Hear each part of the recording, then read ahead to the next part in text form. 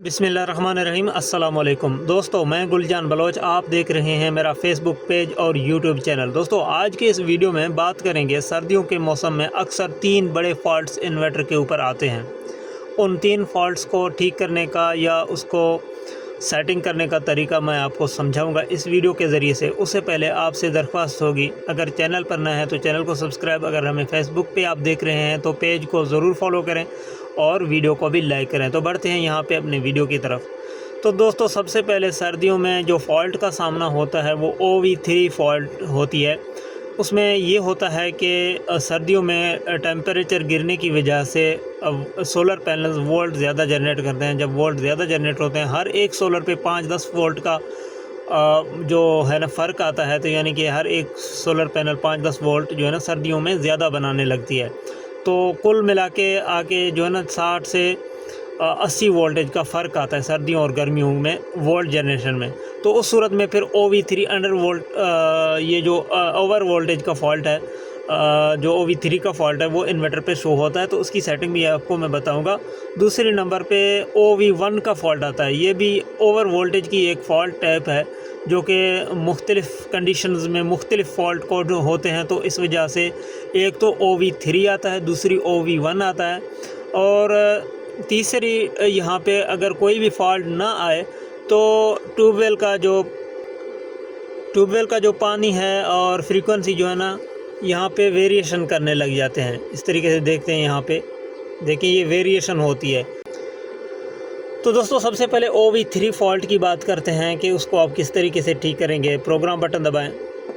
यहाँ पे ऊपर नीचे तीर से आपने PE की प्रोग्राम मास्टर सेटिंग में आना है, डेटा एंटर करना है, PE00 फिर डेटा एंटर करना है, सारे ज़ीरो होंगे, कोड लिखना है 40721 यहाँ पे शिफ्ट की मदद से।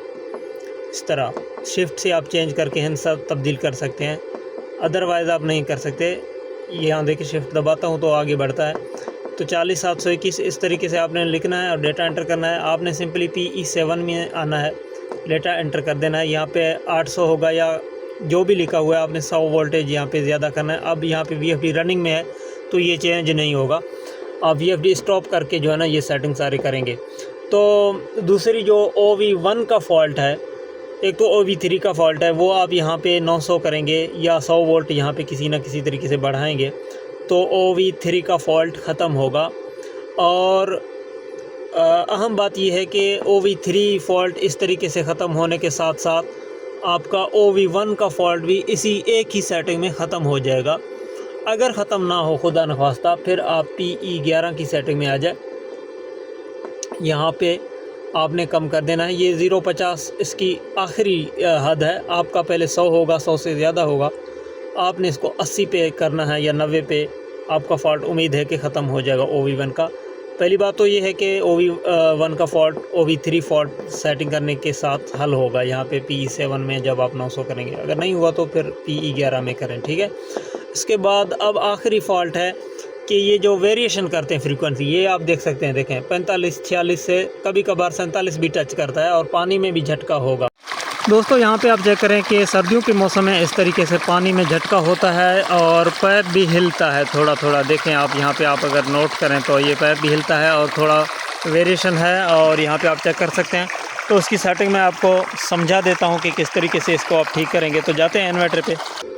तो देखें दोस्तों, यहाँ पे फ्रीक्वेंसी भी अप डाउन हो रहे हैं। तो यहाँ पे इसकी सेटिंग मैं आपको बताता हूँ आपने क्या करना है। आपने प्रोग्राम बटन दबाना है, ऊपर नीचे तीर से आपने PB की सेटिंग लाना है, डेटा एंटर कर देना है, और PB04 की सेटिंग में आना है, डेटा एंटर कर देना है।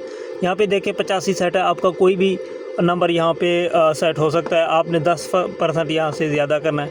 ये आप चलते दौरान भी कर सकते हैं। मैंने देखें 85 से 95 कर दिया, डेटा एंटर किया है। अब फ्रीक्वेंसी आपको चेक कराता हूँ। देखें फ्रीक्वेंसी स्टिल हो गए हैं, यानी कि जो वेरिएशन था तकरीबन वो ख़त्म हुई है। तो अभी मैं पानी का जो फ़्लो है वो भी चेक कराऊँगा। तो देखें दोस्तों, यहाँ पे ये पानी जो बिल्कुल स्टेबल हो गया है और पाइप भी पहले जो हिल रहा था अभी वो बिल्कुल स्मूथ हो गया है। यानी कि इस तरीके से आप सेटिंग कर सकते हैं। तो दोस्तों, सर्दियों के मौसम में जो 3 प्रॉब्लम्स आने थे वो मैंने आपके सामने रखे हैं इस वीडियो के ज़रिए से। और मज़ीद इन्फॉर्मेशन के लिए आप यूट्यूब चैनल सर्च कर सकते हैं। मेरे यूट्यूब चैनल का नाम है Gulzan Bugti INUT। VFD, Gulzan Bugti INVT VFD के नाम पे मेरा यूट्यूब चैनल है। आप मज़ीद सर्च करके वहाँ से सेटिंग वगैरह सीख सकते हैं। और अगर हमें आप फेसबुक पे देख रहे हैं तो पेज को फॉलो और वीडियो को लाइक लाजमी करें और वीडियो को शेयर भी करें। अपना बहुत सारा ख्याल रखें। इजाज़त दें। अल्लाह हाफ़िज़।